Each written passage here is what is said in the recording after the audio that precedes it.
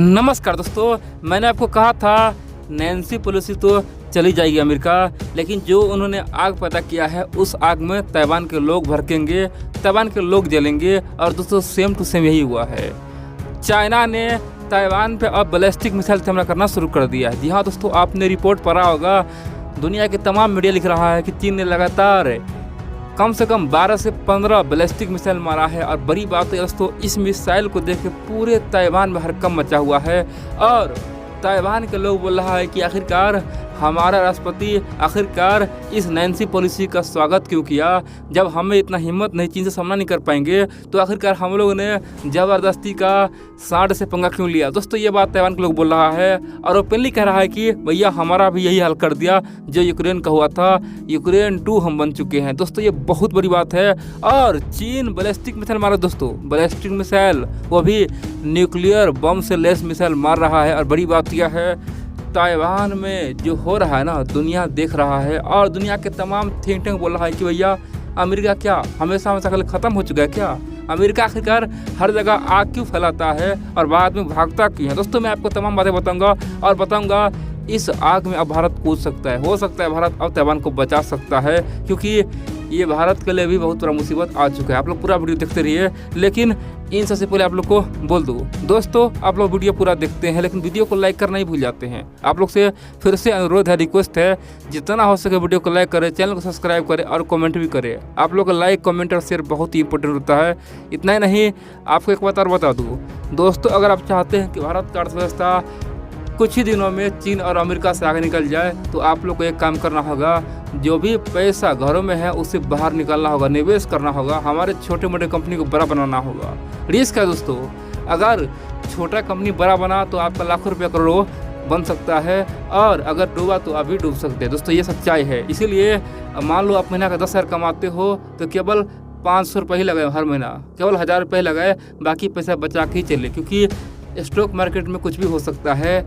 और अगर आप लोग घर से बाहर निकलेंगे, पैसा निवेश करेंगे, तो भारत अमेरिका से भी आगे जा सकता है। अमेरिका में आज भी 70 से 80% लोग शेयर बाजार में पैसा निवेश करता ही है, लेकिन भारत में कितना, केवल 3 से 4% लोग निवेश करता है, बाकी लोग से केवल मुँह देखता है। अब जानते आखिरकार हुआ क्या है दोस्तों, अब जानते हैं ताइवान अब आग में जा चुका है।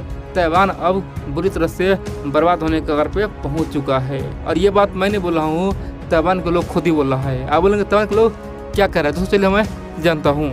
देखिए, जब नैन्सी पेलोसी का जो विमान है ताइवान में उतरा था, उस समय दोस्तों ताइवान सरकार तो खूब स्वागत किया, लेकिन वहाँ पे कई जगह रिपोर्ट आया है, कई जगह वहाँ के लोग सड़क पे उतर के खासतौर पे नैन्सी पेलोसी को गो बैक होने को कह रहा था, बोल रहा था कि आप गो बैक अमेरिका जाइए, यहाँ पे क्यों आए हैं। दोस्तों ये हैरान करने वाली बात है। अब यहाँ पे कई सारे मित्र बोलेंगे भाई ये तो चीन का प्रोपेगेंडा है, ये तो ग्लोबल टाइम्स में छापा है। दोस्तों ऐसा बिल्कुल नहीं है। अमेरिका का मीडिया, यूरोप का मीडिया, यूके का मीडिया छापा है कि ताइवान के लोग ही नैन्सी पेलोसी को जाने के लिए कह रहा था। कारण क्या है, वहाँ के लोग बोल रहा था कि अभी तो आप आ गए हैं, लेकिन उसके बाद जो नतीजा होगा वो कौन भुगतेगा। क्या आप हमें बचा पाएंगे, क्या आप हमें मरने के लिए छोड़ देंगे। दोस्तों इसीलिए वहाँ के लोग बोला था कि आप जाइए।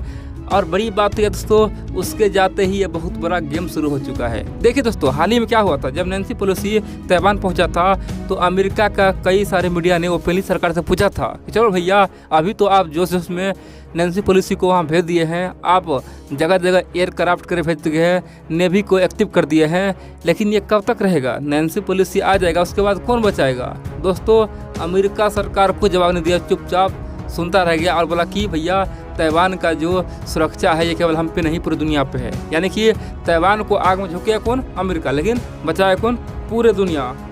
दोस्तों अमेरिका का आप इसे दोगला नीति कह सकते हैं। अमेरिका ने दुनिया में केवल अब यही किया है, हर जगह आग भड़का के छोड़ दिया है। अब यहाँ पे कई सारे मित्र बोलेंगे भाई बाइडन तो कायर नहीं है। बाइडन जब आया था पहले कहा था कि चलो भाई यूक्रेन पर तो हमला हो गया है, हम ताइवान पर हमला नहीं होने देंगे। अगर चीन ताइवान पर हमला करता है तो ये अमेरिका पर हमला माना जाएगा और पूरे आर्मी के साथ हम उतरेंगे और चीन को तहस नहस कर देंगे। तो क्या बाइडन अपने बातों से मुकर सकता है। दोस्तों आजकल अमेरिका में क्या हो रहा है किसी को पता नहीं चल रहा है। बाइडन क्या बोल रहा है और वहाँ के प्रशासन क्या बोल रहा है। देखिए बाइडन जो कहा था ना, उसी बात को व्हाइट हाउस, जी हाँ दोस्तों, अमेरिका का जो व्हाइट हाउस वहाँ से रिपोर्ट छपा और वहाँ का जो थिंक टैंक है और वहाँ का जो सुरक्षा एजेंसी ओपनली कहा कि भैया बाइडेन जो कह रहा है इसमें कोई सत्य नहीं है। हमारा जो नीति था वही है, हम पहले देखते रहेंगे दुनिया में क्या हो रहा है, हम ताइवान के लिए अपना सेना ख़त्म नहीं करने वाले। दोस्तों ये बात व्हाइट हाउस ने कहा और बाइडेन की बातों को भी तोड़ दिया।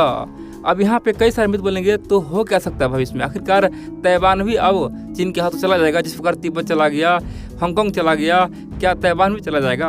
देखिए दोस्तों, जिनपिंग के लिए तो अब खतरा बहुत बड़ा आ चुका है। अब जिनपिंग को कुछ करना ही होगा, या तो जिनपिंग को भारत में एंट्री करने का कुछ कोशिश करना होगा, लेकिन अब वो हो नहीं सकता है, भारतीय आर्मी से दौड़ा के मरेगा, ये बात तो तय है। इसीलिए जिनपिंग अब वही जाएगा जो कमज़ोर है। कमज़ोर कौन है? ताइवान है। इसीलिए दोस्तों जिनपिंग अपने आप को साबित करेगा कि देख भाई, हमसे महान लीडर कोई नहीं है। अगर अभी हम बिखर गए तो अमेरिका, भारत, जापान सब तुमको लूट लेगा, तुम्हें ख़त्म कर देगा। भाई समझो, हमें रहने दो, हम तो शेर है, नहीं तो दुनिया तुम्हें बर्बाद कर देगा। और दोस्तों इसीलिए जिनपिंग अपना पावर दिखाने के लिए ताइवान पर हमला करने का प्रयास करेगा।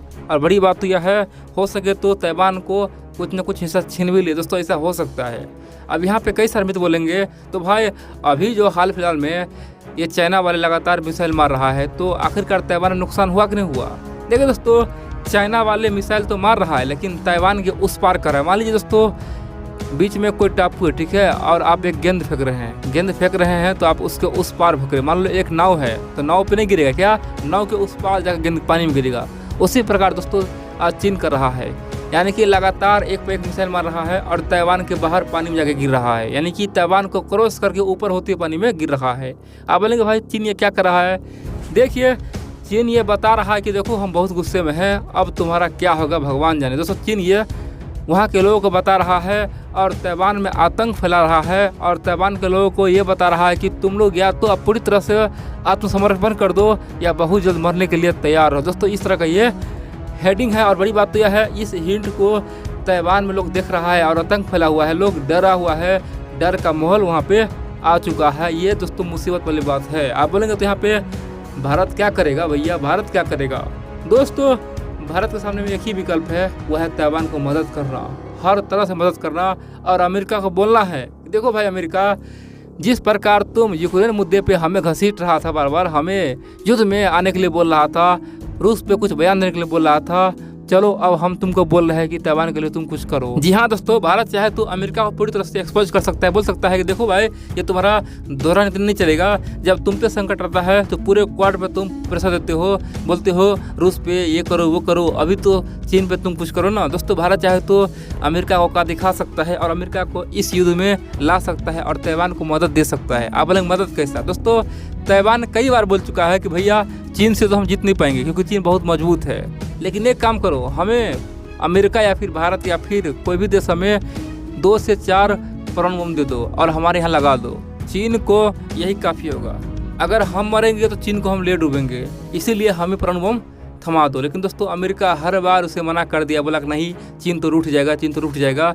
दोस्तों अगर हम लोग चाहे तो इस तरह का मदद कर सकते हैं। अमेरिका बोल सकते हैं भैया तुम ऑफर दो, या तो तुम ही दे दो या फिर हमें बोलो 2-4 बम वहाँ पर लगा देंगे। इससे क्या है, चीन में हमेशा हमसे कल खौफ रहेगा, वहाँ के जनता डरेगा भाई, अगर हम उस पर हमला करेंगे तो हमारा भी विनाश तय है। इसीलिए दोस्तों ये चीज़ करने के लिए हम लोग अमेरिका को मना सकते हैं।